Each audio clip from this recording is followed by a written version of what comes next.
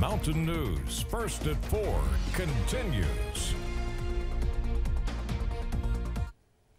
After a year of commitment, North Laurel basketball player Reed Sheppard made his decision to play at Kentucky official just a short time ago. WYMT's Courtney Lane Brewer joins us now live from London with more. Courtney? Steve, just like you said, almost exactly a year ago, we were wondering whether or not Reed Sheppard would follow in the steps of both of his parents and join Kentucky basketball next season. Now, it's official. After signing his national letter of intent on National Signing Day, the top recruit in the Bluegrass State has made his membership to Big Blue Nation official. Right here at North Laurel with his friends, family, coaches, and teammates. Sheppard says that this day is a lifetime in the making. Being a kid from Kentucky, a little boy, it's always been a dream of mine to go to Kentucky. And, you know, a year ago making that decision felt awesome, but finally being able to put the pen to paper, you know, and make it official, it felt amazing. And it's something that I'll never forget, and I'm super excited to be a part of. It's such a special day for mountain basketball on a whole. Reed will be the 53rd mountain grad to go to Kentucky and the 4th Laurel County grad to play for the Cats. We'll have more from National Signing Day as well as from here in London coming up tonight in sports. But Steve, back to you. All right, certainly a big day for that young man. Courtney, thank you. Sheppard was one of 15 players in the state to average more than 25 points per game last season.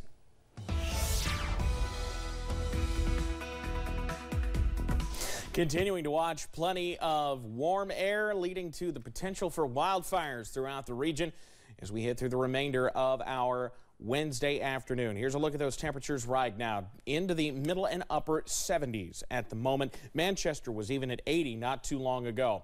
Some areas a little closer to the mountains of southeast Kentucky, a little cooler. 69 Harlan and 70 in Jonesville. Dew points are in the teens. A dew point of 12 in Hazard. 15 in Jackson means we do not have much moisture in the air. It's that dryness associated with the breezy conditions that have led to the wildfires throughout the region. You can see the sun beginning to set from the Mountain Parkway at Slade, but still seeing some of the smoke coloring the sky red as the sun sets. And air quality has gotten a little better in Pikeville, but it was rather smoky a little bit ago. You see some of the fires there from our local or around the region being picked up by Pinpoint Doppler. The biggest one we still see on this 3-hour loop right now on the Harlan-Leslie County line, just west of US 421, something we'll continue to watch because we've got plenty of these on the way. Weather-wise, we're okay, but we continue to watch. That fire weather warning in effect, red flag warning, fire weather warning, it's the same thing. Runs through 6 o'clock tonight. We haven't seen an extension on that yet. And the burn ban's still in effect for the 9 counties on your screen, but it's advised that you don't burn anywhere because of all of the issues going on. Now, in a few minutes, I'll have the very latest on when we could see some relief from the heat and the wildfire threat in a few minutes. Steve? All right, Evan, thank you. Although the results are still not final, it appears Kentucky voters are going to keep the power of the legislature in the hands of the governor. Now, one of the key statewide races last night was here in eastern Kentucky between House Minority Whip Angie Hatton and Jacob Justice. Justice, a Republican, won that battle, so the GOP picks up a seat. The only Democrat left in the House in eastern Kentucky, Ashley Tackett Lafferty, after her win. Now, again, both constitutional amendments, one to allow the legislature to call themselves into session and one stating there's no constitutional right to an abortion, were both defeated, the no votes winning out.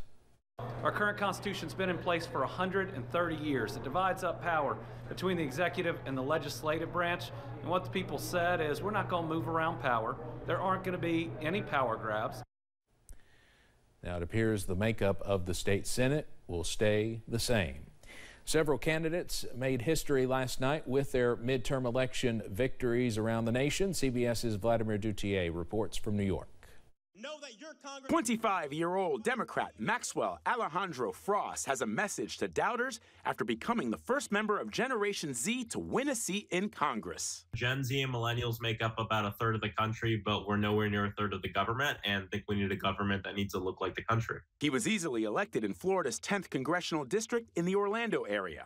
He focused his campaign on stricter gun control laws and abortion rights. For me, I'm very hopeful. We know that universal background checks are very popular amongst Republicans and NRA members, and we just need the political will to move it forward to literally save lives. Elsewhere, former White House press secretary, Republican Sarah Huckabee Sanders, became the first woman elected governor of Arkansas. I know it will be the honor of a lifetime to serve as Arkansas's 47th governor and the first female governor, the state of Arkansas. Huckabee Sanders is the highest profile former Trump administration official elected to office. Alabama also elected its first woman to the Senate, Republican Katie Britt. She will succeed longtime Senator Richard Shelby, who's retiring. And Democrat Maura Healey won the Massachusetts governor's race. We're all in this together. Not only will Healey be Massachusetts' first female governor, she'll also be America's first openly lesbian state leader. Vladimir Duthier, CBS News, New York. In Maryland, Wes Moore was elected the state's first black governor, defeating far-right Republican Dan Cox. Moore becomes just the third black person ever elected governor in U.S. history. Following July's historic flooding that devastated the region, one Letcher County native who now lives in northern Kentucky has been traveling to her home county every week to help with flood relief efforts. Cordelia Collins Schaubert has been bringing donations and other northern Kentuckians to aid in flood relief efforts each week since the flood hit in July. Schaubert has even dedicated part of her nonprofit, Martha, Mary and Me, to raising money for flood relief. I just want to offer the county officials, the people who are involved in the economic growth of this region, I want Letcher County to get its fair share. I want to make sure Letcher County is taken care of. Schaubert says she hopes to be the light in the darkness for so many flood survivors. You can hear more about her efforts tonight at 6. Shaping Our Appalachian Region, or SOAR, has many programs catered to different folks throughout the region. SOAR created a flood relief fund in response to the late July floods, hoping to provide aid to students who left without many of the things they need to succeed in school today. But another program, the Youth Entrepreneurship Program Plan, is all about providing resources for the students to build a better tomorrow. SOAR representatives say both programs are about helping the kids, bringing them into the conversation. When we talk about the future of the region, we have to have the future in the room. You can do anything you want, and we want to make sure the pieces are in place that for every student that wants to stay here, they can stay here and they can be successful here. Ball says it's all about providing a better blueprint to the kids who will build up the region in the years to come. Hear more about the programs and how they are targeting student success tonight at 6. Well, coming up, we're keeping it sunny for now, but more showers and cooler temperatures on the way for the late week. The breakdown's ahead.